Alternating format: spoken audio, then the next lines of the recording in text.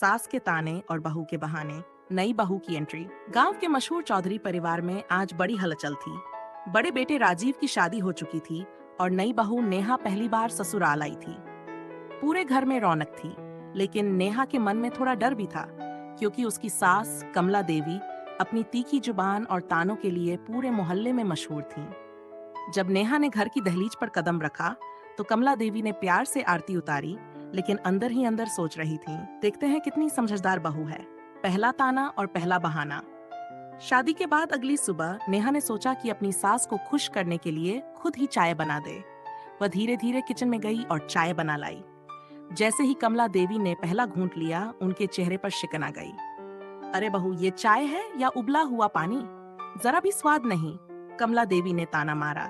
नेहा मुस्कुराई और बोली, सासू माँ, आपकी सेहत का ध्यान रखते हुए मैंने शक्कर कम कर दी। अब सेहत भी बनी रहेगी और चाय भी। कमला देवी ने घूर कर देखा, लेकिन अंदर ही अंदर खुश हो गई कि बहू जवाब देने में माहिर है। भाग रसोई की जंग। एक दिन कमला देवी ने नेहा को रसोई में बुलाया और कहा, देखो बहू, हमारे घर में रसोई की कुछ परंपराएं हैं, जैसे दाल में घी का तड़का जरूर लगाना चाहिए। नेहा ने मुस्कुराकर जवाब दिया, माँ जी, बिल्कुल, लेकिन डॉक्टर ने कहा है कि ज्यादा घी खाने से कोलेस्ट्रॉल बढ़ जाता है, इसलिए मैंने सोचा कि तड़का थोड़ा हल्का ही रखूं। कमला देवी को फिर से कोई ताना मारने का मौका नहीं मिला, लेकिन उन्होंने सोचा, बड़ी चालाक बहू है। बहू का पलटवार। एक दिन मोहल्ले की औरतें आईं और कमला देवी से पूछने लगीं, कमला बहन, आपकी बहू कैसी है? कमला देवी ने तुरंत कहा, अजी, बहू तो हूँ होती है, लेकिन आजकल की लड़कियां पुरानी बहुओं जैसी कहाँ। तभी नेहा चाय लेकर आई और मुस्कुराकर बोली, बिल्कुल सही कहा माँ जी, आजकल की सास भी तो पहले जैसी कहाँ रही। पूरी महफिल हंसी के ठहाकों से गूंज उठी और कमला देवी को पहली बार एहसास हुआ कि उनकी बहू भी कम नहीं है। तानों की बारिश और बहानों की बौछार।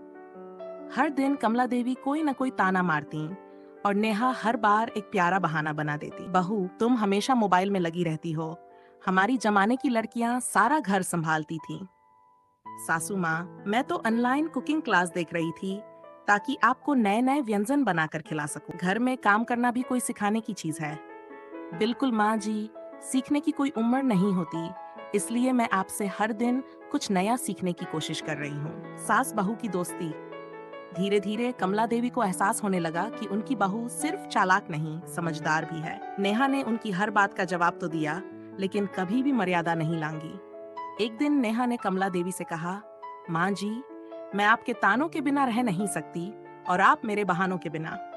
कमला देवी हंस पड़ी और बोली, सच कह रही हो बहू, हमारे तानों और तुम्हारे बहानों से ही तो घर की रौनक बनी रहती है। अंत में सास बहू का रिश्ता तानों और बहानों से ही नहीं, बल्कि प्यार और समझदारी से भी बनता है। जब तक दोनों एक दूसरे की बात को दिल से न लें, तब तक ये रिश्ता सबसे खूबसूरत हो सकता है। ये कहानी कैसी लगी,